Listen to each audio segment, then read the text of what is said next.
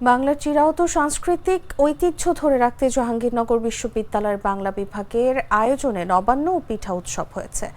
রবিবার সন্ধ্যায় বিশ্ববিদ্যালয়ের মহুয়া মঞ্চে এই উৎসব হয়। এর উদ্বোধন করেন বিশ্ববিদ্যালয়ের উপাচার্য অধ্যাপক মোহাম্মদ কামরুল আহসান।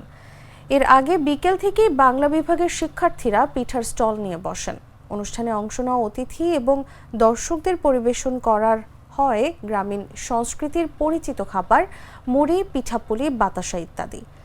বিভাগের শিক্ষার্থীরা বিভিন্ন সাংস্কৃতিক প্রযোজনা করেন। উপাচার্য বলেন, কৃষিপ্রধান সমাজে কৃষকরা ফসল উৎপাদনের নানা সময়ে বিভিন্ন আচার অনুষ্ঠান পালন করতেন। ক্রমান্বয়ে সেগুলো হারিয়ে যাচ্ছে।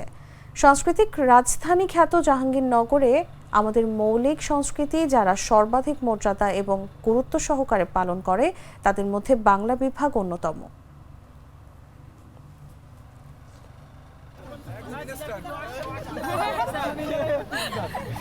তাই দ্রুত সবাইকে আসন গ্রহণ করার জন্য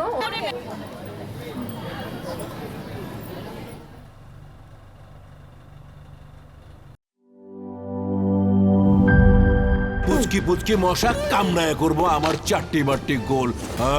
মশা মার।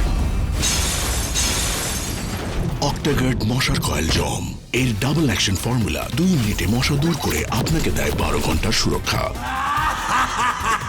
আইসা পড়ছে জব, মশার খেল খতম।